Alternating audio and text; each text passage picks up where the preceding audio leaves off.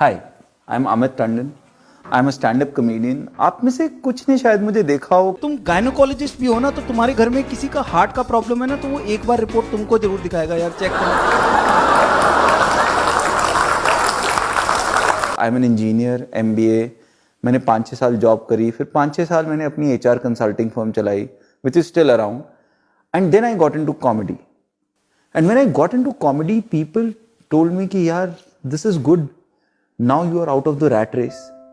Let me tell you, no, I'm not out of the rat race. I have moved from one rat race to another rat race. Because even in comedy, we have competition. We look at other people, how they are doing, and and it's tough competition. If you don't get it, let me just explain it to you. For example, if you did your MBA, you joined as an analyst along with a friend of yours. दोनों 50-50 हज़ार की job पे लगे। एक साल बाद max ये difference हो सकता है कि एक की प्रमोशन हुई और वो सीनियर एनालिस्ट बन गया और दूसरा जो है वो एनालिस्ट रह गया। तो एक 50 पे था, दूसरा 60 पे पहुंच गया। But in a creative profession, not just comedy but any other profession also in creative, the thing is कि मान लो तुम दोनों 50-50 हज़ार कमा रहे हो, फिर सडनली एक कॉमेडियन का वीडियो वायरल हो गया, and his demand went through the roof. 6 महीने बाद एक जना तुम में से अभी भी 50,000 कमा रहा है और दूसरा शायद 10 लाख कमा रहा है। In corporate terms it's like one remained an analyst and the other became a vice president. And it hurts not because you can't survive in 50,000।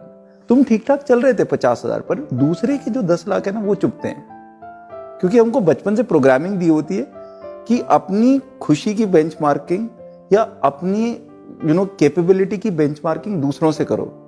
Like even when you are 1 year old as a kid, your parents जब तुमको खिला रहे होते हैं यही बोल रहे थे, वो देख बेटा वो प्रखर कितना अच्छा ढंग से खा रहा है, कितना अच्छा बेबी है, तू भी खा ले आराम से, right? Just imagine if your kid turns around and says, पापा वो देखो उसके पापा कितनी बड़ी गाड़ी चला रहे हैं, आप भी ले आओ। Won't work, right?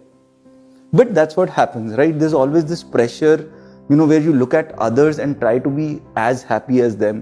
Biggest example is Facebook probably. Facebook जब से आया तो हमारे ऊपर ना वो प्रेशर लाइफ एंजॉय करने का बहुत बढ़ गया है।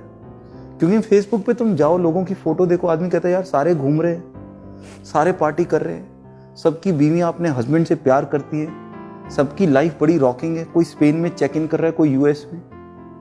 But that's only 1% of everybody's life, because we put out only the best 1% of our life on Facebook. Problem क्या है कि हम अपना 100% उस 1% से कंपेयर करके रोते रहते हैं। Pressure remains wherever you are. It's good also in some cases because it gives you a benchmark कि मुझे लाइफ में आगे कहाँ जाना है।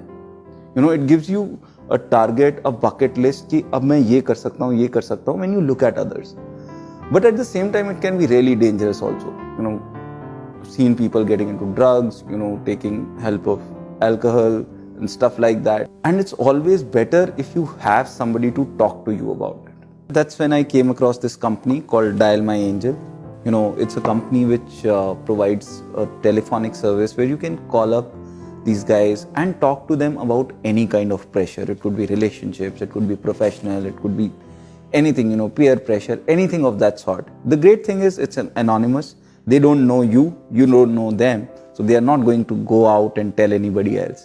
And it's not just about, reaching a breaking point in your life and only then picking up the call. It could be a small thing, something that happened in your life. You want to talk to somebody, you don't have anybody. And that's when you can dial My Angel.